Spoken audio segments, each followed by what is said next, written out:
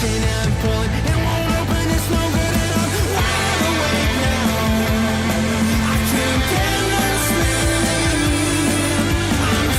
Ramble are proudly supported by our main channel sponsor, My Business Group, a group of brands designed to support owners, leaders and managers in business. If you're looking to grow your business, contact mybusinessgroup.co.uk today for more information or follow the link in the description below. And as this is hot off the presser, we're proudly sponsored by High Point Access Limited, your number one-stop shop for all your working at heights and roofing needs. If you mention the Ramble when you're asking for a quote, you'll receive 10% off any works. Find their details in all the links below. Thank you to High Point Access Limited for your continued support of the Blades Ramble. Blades fans, subscribe to Blades Ramble. Up the Blades.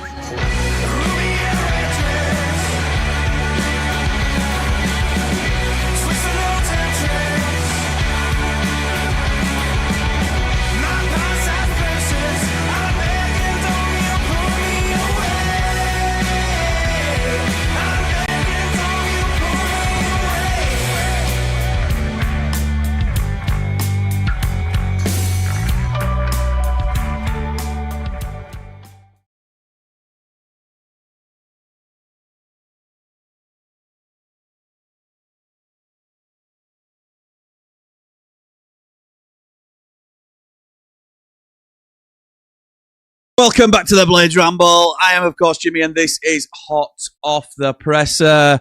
I may have just been sorting my microphone out at the start of the stream. Something 10k, but some things never change. Don't you worry, we're still the same old Blades Ramble. And was this the same old press conference? I'm not sure. I'm not sure, to be honest. I'm a little bit underwhelmed today. Usually, the main man, Chris Wilder is the main man for those that may not understand or interpret what I'm saying there, is able to rally me and get me up for the game.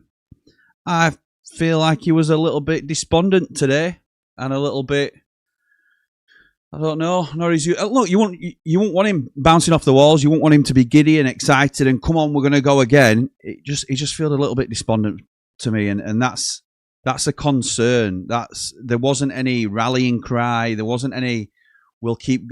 It was more... Deflection's the wrong word. It wasn't necessarily deflection, but it was pouring cold water on, we're doing the right things and they've got the character. We'll get into exactly what was said.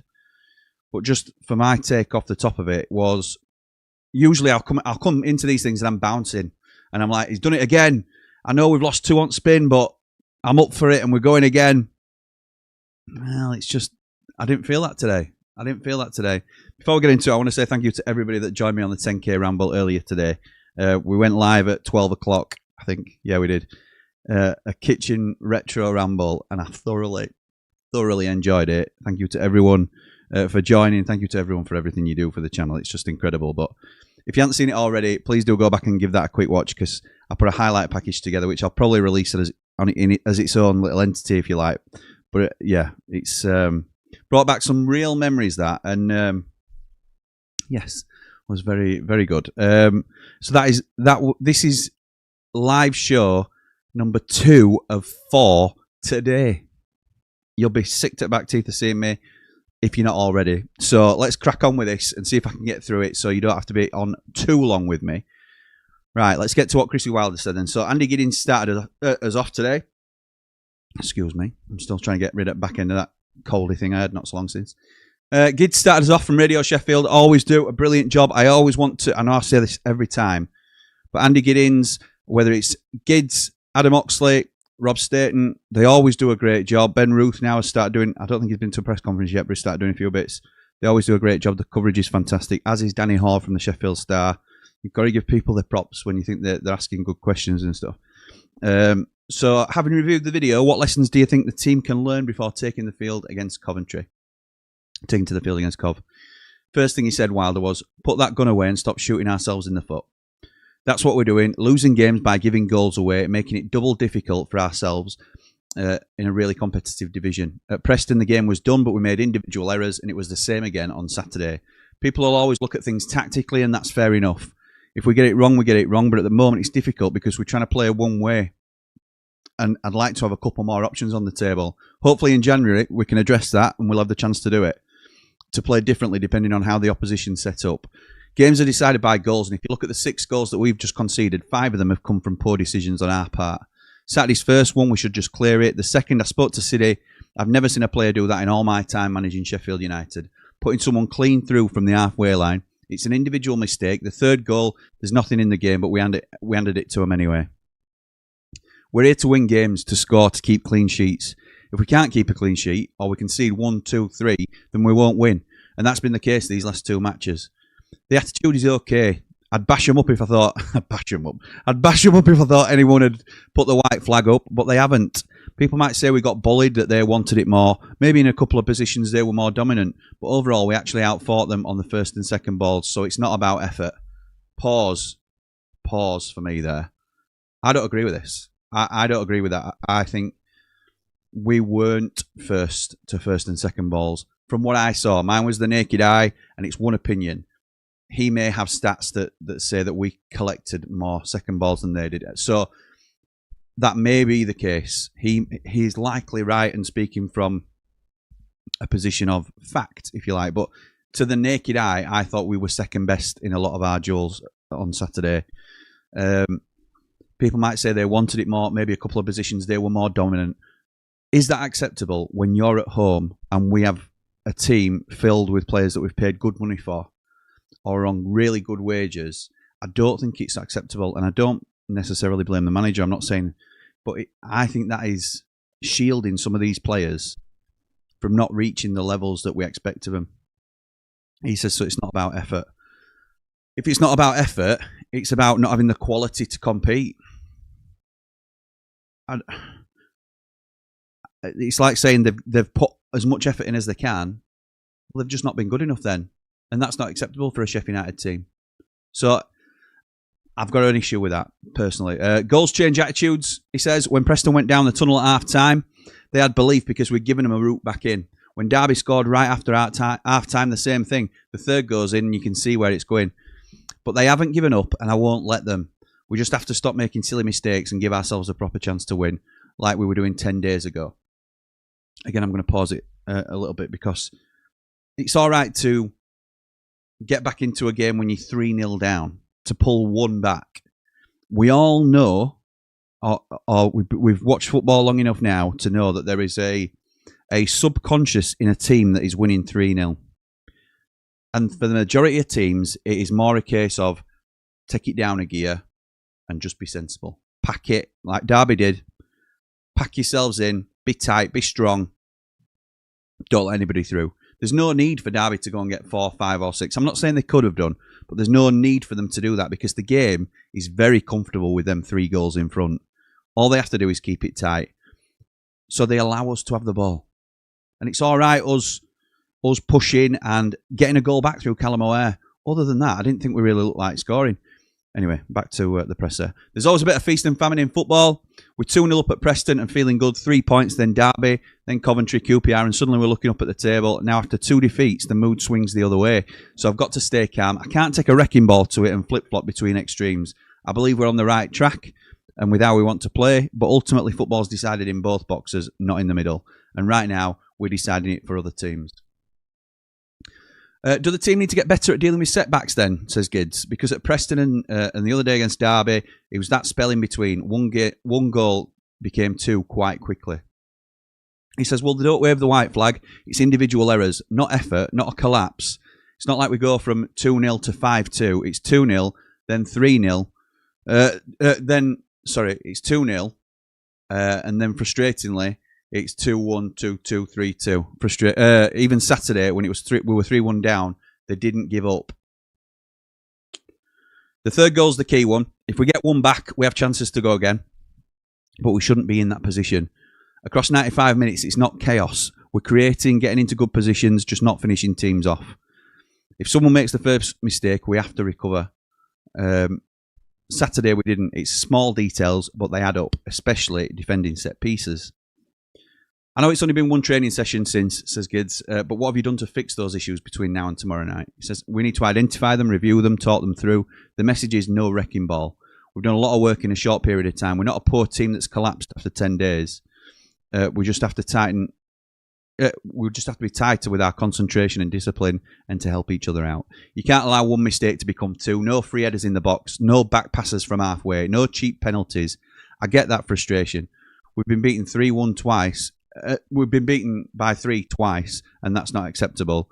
We've got to work through it. Gidson says, you've talked before about needing certain players and characters in January. With those who left in the summer, did you lose leadership as much as talent? And is that just as important? He says, yeah, definitely. I build a culture as much as I do build the talent. We've got young players and good young players, but it's an unforgiving league. Others now have to step up and take those leadership roles. City had an unbelievable year last season, and he's had a mixed start this time. And he comes on to that, but just before that, he's sort of saying that we've lost a lot of lead. This isn't Chris Wilder's fault, by the way, because he wasn't here for the player turnover. He's saying he's lost a lot of leaders, and those that are here now have to step up, and that's how they become better players and better professionals. So we're relying on players that don't do it naturally. Certainly not at the moment. Again, it's another thing that's a work in progress for Sheffield United, when really, should we be looking at more established players at certain points of their career? There were a really good comment that came on 90 After 90, and Dave the Nose mentioned it last night on Three Mardy Blades. Have we got anybody? I mean, I could argue Callum O'Hare, the way he's playing at the moment, but have we got anybody in their prime? I'm not sure we have. We've got either elder statesmen, Ben Mee, Danny Ings, or we've got young, promising talent coming through, and a lot of young, promising talent coming through. Harrison Burrows, Siddy Peck, Samari now you can include in that. Whether you want to include Matos in there is up to you. There's all sorts. Ryan One, chuck that name in there as well. Zatterstrom, I suppose, but there's loads of young players that can't all impact the first team at the same time. Anyway, in an ideal world, so as just said, City had an unbelievable season last year and a mixed start this time. So Gids then says, in an ideal world, would you take him out of the firing line? This is something that fans, this isn't what Gids said, by the way, but this is something that fans have been talking about. Should Siddy Peck get a rest? Does he need a rest? Because his performances have started to dip. And Wilder says, not necessarily, no. He's been good for me. He's been part of what we're doing. When you make a mistake on a big stage, people come for you. It's the same for me. You've got to be tough. He hasn't gone under. He's owned it. He got hung out to dry early in the season. I agree with that. Everyone did, really. No protection around him. We changed that, and we haven't been battered by anyone. He's learning and fighting through it. It's a testing time for him. It's a testing time for me at 57, so imagine him in his second full season carrying that burden. So ultimately, Siddy Peck's not coming out of the side. Whether you agree with that or not, that was the message pretty much there from Wilder. Gids then says, Cannon and Barry weren't in the matchday squad. What do they need to do to get back in? And he says, train well, take the opportunity, show me what they can do. Ryan One has done well in training, so that's why I made that call. I've got to pick the best team, not protect anyone. We're not being overwhelmed in games. It's just individual errors. So when they get the chance in training or on the pitch, they have to grab it. Gids then pushes on. Is Tom kind of at a crossroads? Great start, but now it's about what comes next for him. He says, yeah, and he knows it. He's disappointed with how it's gone. He wants to succeed here, like we all want him to succeed here. There's a reason that 90... hang on. They do come to that. He's not bouncing into training laughing. He's working hard. He had an injury early on, and that's been stop-start. He played out wide, maybe not his best position, but I'll admit he hasn't done enough. He's got to be more aggressive, more physical, more dynamic. That's why we signed him, and why nearly every club in the Championship wanted him. He hasn't started his career here the way that he wanted, but we'll help him. He's got to dig in and deliver. Simple as that. Cannon's not fancied, is he? I think Cannon's on the way, to be honest. I know he's got to protect him, and while he's here, he's got to sort of dangle that carrot that there's still a chance, but the fact that he wasn't in the squad speaks volumes, and he was fit speaks volumes. And Femi Siriki, says Gids, same story, below where he should be. Needs to get back up to speed, training, under 21s, whatever it takes. He's got ability, but he has to prove it again. Young players get setbacks. Not many come in at 18 or 19 and just fly, and we'll help him through that. Really interesting. Really interesting. And particularly if you're going to catch our countdown to kick off tonight, we'll be on at 7 o'clock with a very special guest. I'm not entirely sure whether I've revealed that or not, but we'll have somebody pretty good coming on to join us on that show.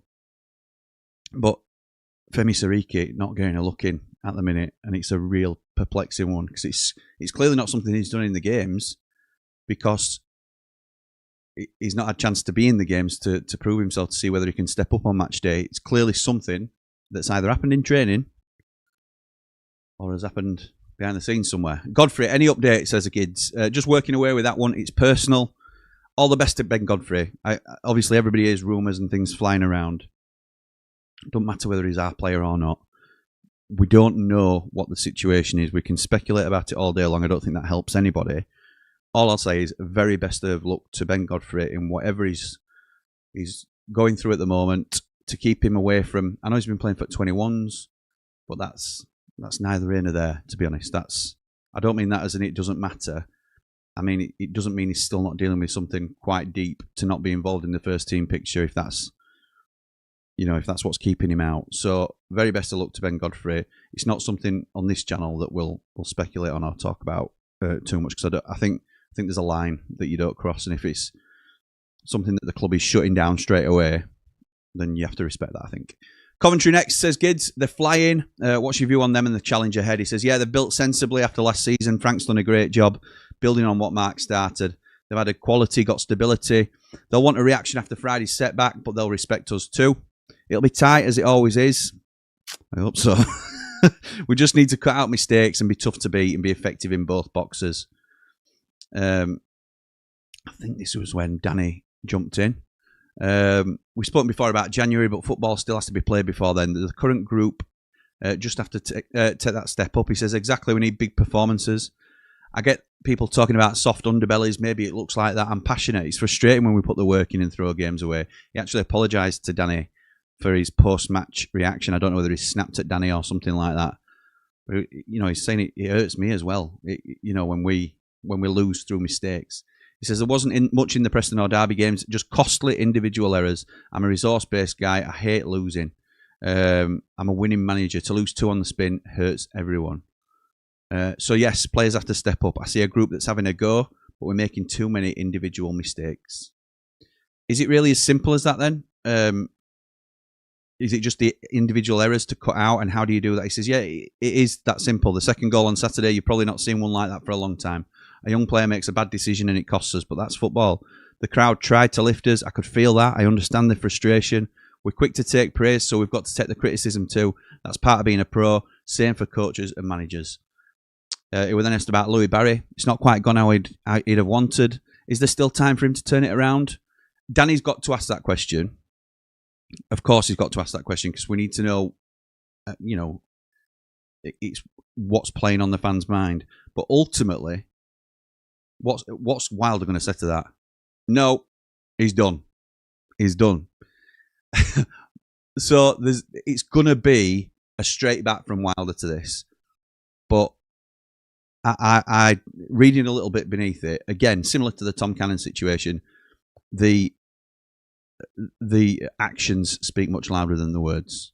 And Louis Barry being left out of the squad when fully fit speaks volumes for me. But Wilder says there's time for everyone, as he would say, and that's understandable, but the clock's ticking. Players who did well last season can't just live off that. It's about what they do now. Some lads are finding their feet. Some older ones need to raise their levels. Then talked about Sai Sachdev being seen walking around without a brace on, which is brilliant. He had such a horrific injury. And Chris spoke about how delighted he was that Sai's back, because he's such a great kid, and it was a horrific tackle. He was then asked about his Arblaster back and ready. He says, yeah, he's on the verge, and it's huge for him. He's such a good lad. We're delighted he's nearly there. Not for Tuesday, but after the break, definitely. Love that. I think that were a bit about Gus as well, where he was asked, is Gus going to be ready? He said, they've got this wrong here. Apologies. They asked about Arblaster. Arblaster's back and training with the squad, as we know. I don't think he certainly won't be back until after international break, but I think this were about Gus. We're delighted he's nearly there. He won't be ready for Tuesday, being tomorrow. I don't think he'll be ready for the weekend. We'll have a look Thursday or Friday, but it's doubtful that he'll be back for QPR, but definitely will be back back after the international break. So that's Gus Hamer. We know why he said that, because we know what the game is after the international break. After the Derby game, he said the fans' reaction can be boom and bust. This was another kid. I think it was Sonny, did they say? After the Derby game, he said the fans' reaction can be boom and bust. How do you keep the players focused through that noise? He says that's part of being a pro. It's a tough environment when you don't play well or get results. That's why they're players, because they can handle it. That's why they're not sat in the pub as an amateur saying, I could have played there, I could have done that. This is part of the test of being a pro. When City made that mistake, he didn't go under. That's what separates the pros from the amateurs. And he said that before, and I think that's fair. That's fair. You know, it's part of being a pro that you have to be able to let it wash over you a little bit. It's hard to not let things... They're not robots, are they? And they don't ask to be in the spotlight, but this is the career they're in. And the final question was, you've spoken about consistency. Do you feel the squad's close to finding that balance between performances and results? And Wilder says you always want both. Performances have been okay, results haven't. And that were it. That were the presser today. Again, I'm not hugely inspired by it. It's not his job to inspire me. It's not, you know, I'm not disappointed in him or anything. It's just there wasn't that oomph that I normally get out of these pressers where it's, yeah, we know where we went wrong there and we're going to go and attack this game. It's going to be something different. I think we need a big shift, a big change in how we do things. And I'll talk about it more on Countdown to Kickoff tonight. But what we're doing currently is not working. And it's all right in saying that the effort's there. And the effort is there. I'm not, you know, it's not a case of, where, you know, why aren't they trying? I don't think they're not trying. I think it's not working, what we're doing. And either the system or the way that they're being asked to play, or the confidence, or a combination, is not equating into decent performances on the field. It's a lot to ask that he change something at such a vital time, a vital game. You know, we're going to the league leaders, so to expect him to have a formation change, which is what I'll be calling for tonight, won't happen. Very, very unlikely. But will we see some personnel changes? We'll have to wait and see. You know, Tom Cannon and Barry made big statements, I thought, on Saturday with those two. Will there be more of that? I think there's a lot to do with this squad, a lot of work on. I trust him. I want him to be the man to do it, but there's so much to do. There's so much to do, and he can't be stubborn with it either. It's all right him saying he hasn't got the options to change it that he'd like, and I agree with him, but there are options there to change the formation and then fit these players in, these 12th, 13th, 14th players in. If you want to bring Danny Ings on, he doesn't have to come on in the 10. He can go alongside the striker. You can switch it up a little bit. If you're going for a goal, surely that's what, you know, and I understand that you might want an extra man in the hole because you've done your own work and their man drops deep and you need somebody extra in there. I understand all the inner workings of why it might be. But the game's changed at that point and the whole atmosphere is different and you're chasing the game now. And you need to mix it up a little bit. And when there is no mixing up from Sheffield United, and that is a concern. There's no, you know, we are very predictable at the moment. We're very predictable, and I think we're very slow. And I think teams can see a mile off what we're about to do. How many times this season have we seen teams get back behind the ball before we manage to muster up any form of attack? And then we've got usually two banks to get through because we haven't been quick enough in the transition. Anyway, let's get to your comments, see what you guys have to say, and then we'll call it because I'm back again at 5:30. Unbelievable with my mate Cal Fowler. So Alex says, love the new ideas for the Ramble. Only concerning one is the after parties rely on us winning a football match. Up the blades, on we go. Yes, mate. Yes, thank you for that. That is, again, on the stream that we did at 12 o'clock, some of the new ideas for the Ramble. And the after party is one of them. Kev says, hi Jimmy, just watched your 10k show. Great show. Thanks for being brave enough for doing it. Up the blades, up the Ramble, like and subscribe. I meant starting the Blades Ramble. Thank you, Kev. No problem, mate. Thank you for your support. We go again, Jimmy, mate. We Blades must win. I'll go with a 0-2, 3 points, and Callum Ware scores 2 goals against his ex-Sky Blues club. He's the main man. I tell you what, mate. I tell you what, if we go there and win 2-0, everything changes. As Robbie Williams once sung, everything changes. But you. Yeah, loved your 10k show, Jimmy. It was amazing. I was feeling down, but came on your channel. It lifted me. We Blades will be okay. In Tufty we trust. to get us going again and grind wins out. We meet again, Jim, says Tom. Seen you more than the missus today. I was just thinking about that montage earlier in the 10K video and realised there was no clip of the poster falling off Mr. Mountain's. Honestly, there's a few. If you scrutinise it, then you'll find a load of clips. And different people find different things good, funny as well, don't they, as well? So there's loads of stuff I'll have missed. I only had like a day to put it together. And, to be honest, it was supposed to be like a family day yesterday. So we were like, where did we go? Broadworth Hall or something like that. She had like a voucher to go somewhere, and it wasn't like a National Trust, but it was something like that, and it expired yesterday. So can we go to Broadworth Hall or whatever it was? Yeah, of course we can, love, can't wait. It's going to be ace. So I'm there, edited on my phone, trying to put this video together, and she's like, can you be present with us, please? Well, we're having a family day. So I had to keep doing it on sly, and it was just one of those things that I quickly put together. Hope she never sees this. David says, hello again, Jimmy. Up all the rambles, up the blades, up the positive 5, 20k on the way. Might be a while, mate. Sheila's Wheels says, bring on Cov. If we send him back Bindon, Barry, Godfrey, Ogbenny, first 3 names not currently in the side and replaced with 3 loans, who do they replace them with, I assume you mean?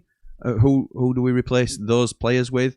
That, Sheila, is a ramble all in itself. And we will be discussing this in the international break. Don't you worry about that. Gage says, I fancy us against Cov. It would be so Sheffield United, wouldn't it? It would be typical Sheffield United. We need a right back who's quality, get a hard tackling midfielder to run the show, a must-win game at the Sky Blues. We can't afford to lose no more games. Up the ramble, up the blade. Well, I think you might be disappointed this season then, Paul. But yes, I know what you mean. We need to start winning games, don't we? I think it's a huge ask tomorrow night, though. We have to be realistic with... I mean, we joked about it yesterday when I said it on 3 Mile Blaze. Would you take a point? Of course you would. Of course you would. They are flying. They've had one blip against Wrexham on Friday night. But Coventry are flying this season. If we get a point... I am happy as Larry. Whoever Larry is that people keep talking about, I am very, very happy. Justin says, well, he didn't pick me up today. Me neither, pal. Deflection. I tried to avoid saying it was, but, you know, I can understand that. Simple mistakes is the only issue, apparently. Take the mistakes out. There's no accountability on the other 90 minutes. Batters cannon, but admits City isn't coming out of the team. Up the blades, up the ramble. Completely get that. Completely get that from Justin. I think you've got... That's right, isn't it? That's right. He did batter Cannon. He did sort of say it's not been good enough. And then in terms of City Peck, yeah, he's trying. He's a young player. He makes mistakes. I get it. I do think there's more about City as a player currently than there is Tom Cannon in this system or in this team. It's the Sheffield United strikers curse, isn't it? But he is a bit like Teflon, isn't it? A minute, old Sid. Hi Jimmy, love the retro, hyped it. Thank you, mate. Just watch the presser. Wilder has rose-coloured glasses. The players didn't compete for second balls. No, they didn't, did they? Thank you. In good teams, the other players should cover for individual errors. Scott says, I'm beginning to see more of you than the wife. John says he doesn't think Wilder will change the system. Scott says, I wasn't full of hope after that presser. Same again in terms of tactics and personnel, I fear. Yeah. We need a midfielder in the Andre Pirlo role mould, says Paul. Yes, we do.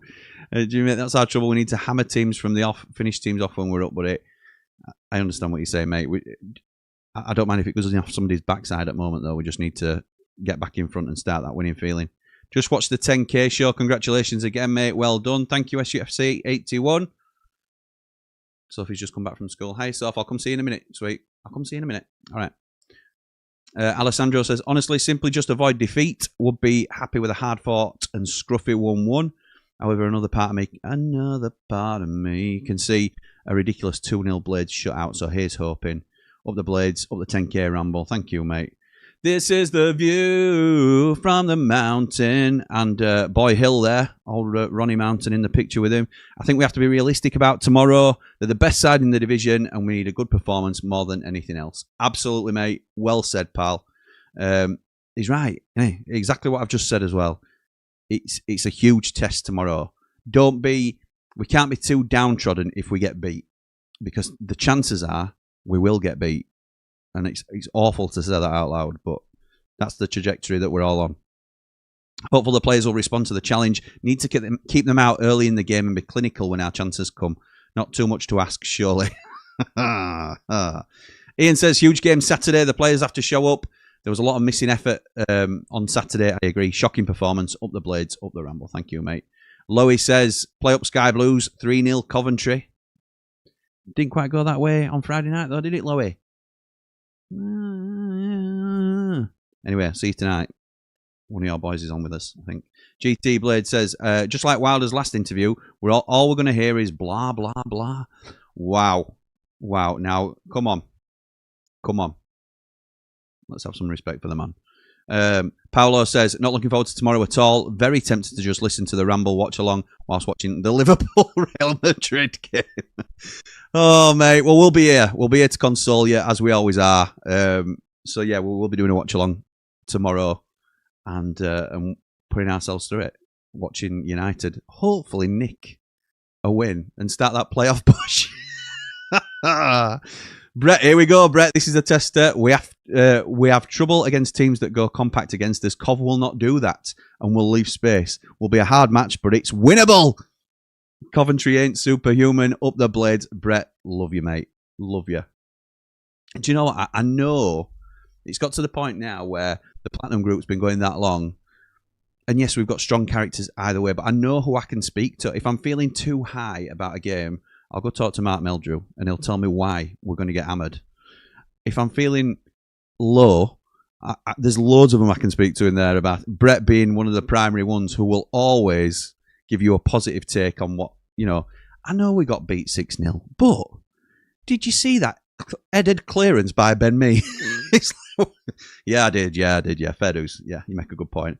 Alex says, it seems like you being on mute for the beginning of the show that keep me tuning in. Don't change. Congrats on 10K. I forgot I'd done that again. Yeah, but I did.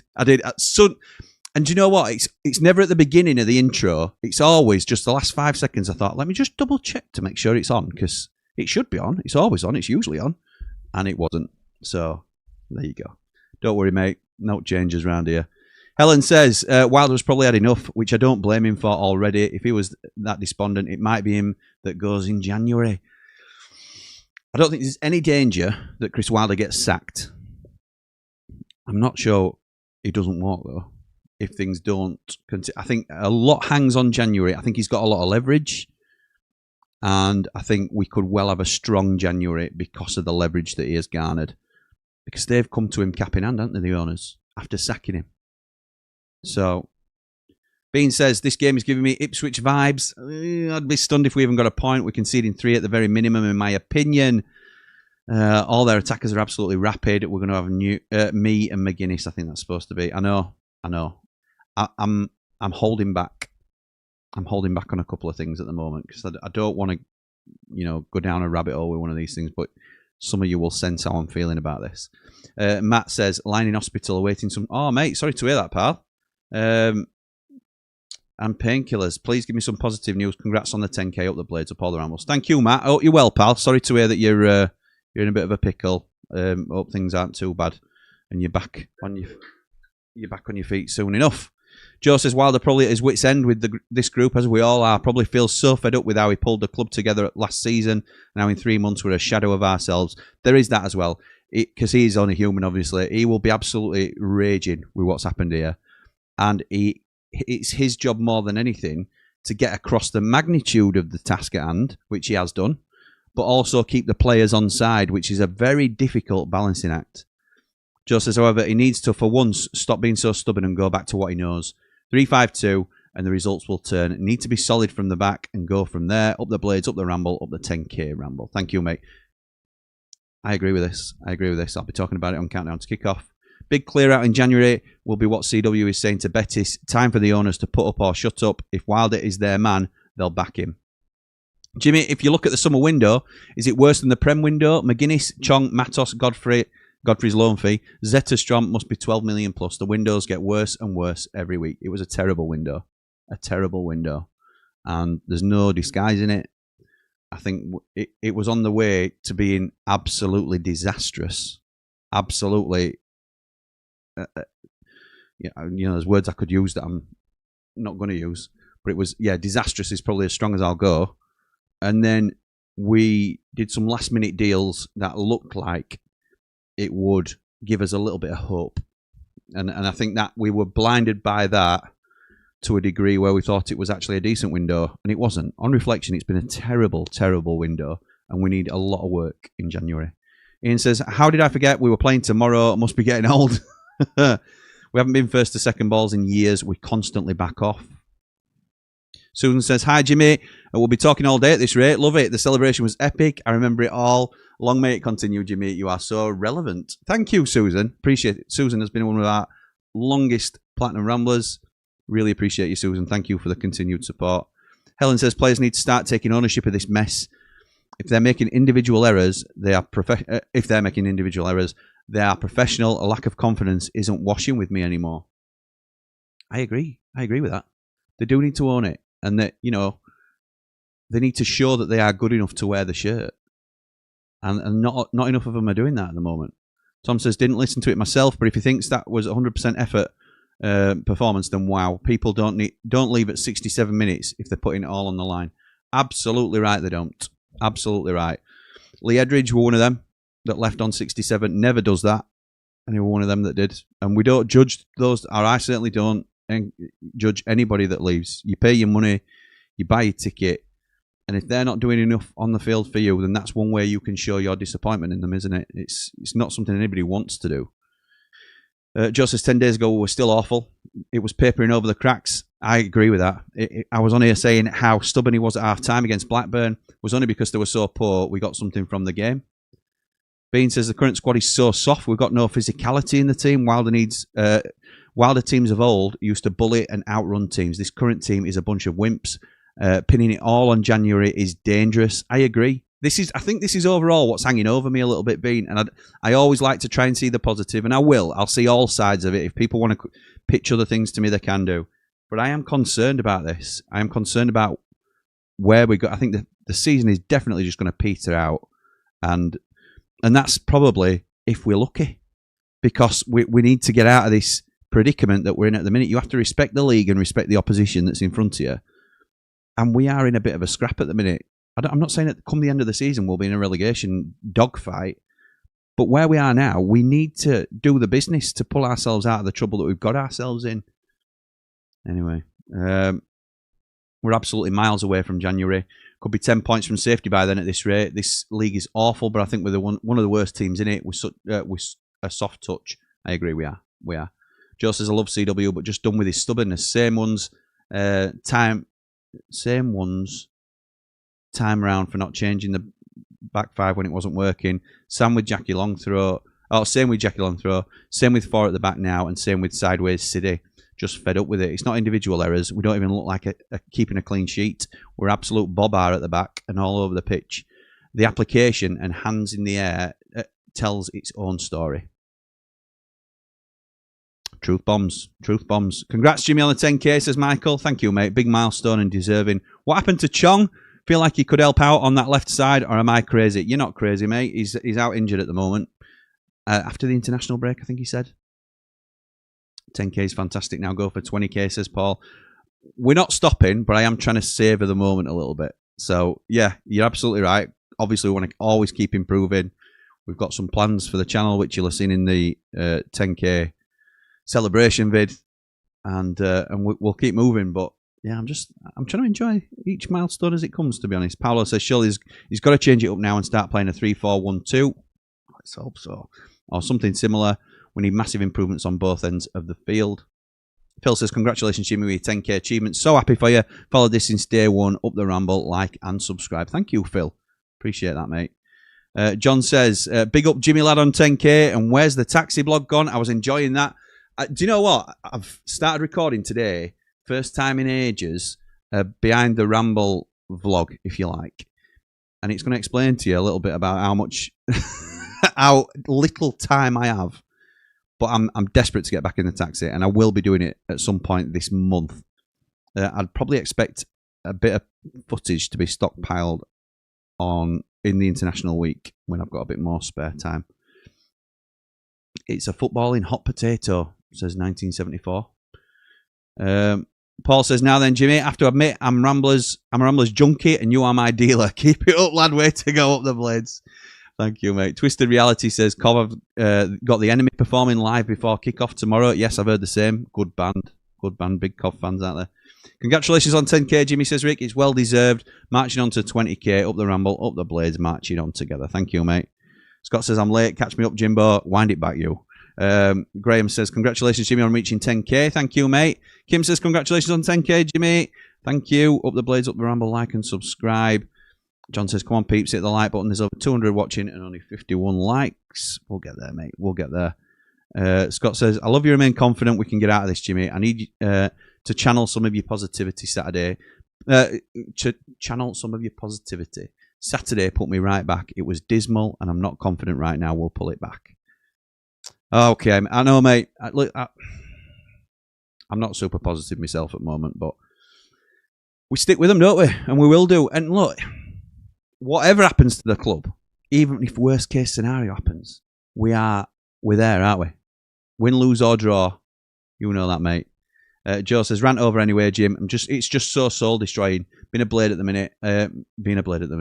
Just dreading the next game that comes. Can't stay away and ignore it on game day, which makes it even worse.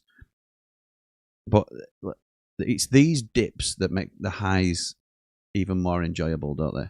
Who would want to be an Arsenal fan or a Liverpool or a Man City fan who are expected to win every week, and if you don't, you're miserable? And I get that we've been in that sort of situation when you're a big fish in this league, but this league is never predictable, which is why I love it. The Championship is incredible. I actually think we're better as underdogs anyway. So I don't just mean in terms of this next fixture coming up, but I think if we drop down in the overall, like next season, for example, we will probably be, from being 4th favourites in the league, we'll probably drop to being about 10th favourites to get promoted, just because of this terrible season as well. And I think that'll suit us better as a mindset, particularly if Chris Wilder's still steering the ship. No parachute payments. We'll lose some big hitters, but we've gone up from that position before. So, look, there's a long way to go this season anyway. As I say, you'll see plenty more of me even today. I'm back on Ramble FC, which is our sister channel, at 5:30 this evening with Carl Fowler. He's moved us again because it doesn't suit him, and he's a diva, and he's got a FA Cup stream at 6:45. But don't watch him on there. You can watch me on Countdown to Kick Off over on Blades Ramble, because that's where I'll be back. So we'll see you tonight on Ramble FC at 5:30. But for now, come on, you red and white wizards. All the blades!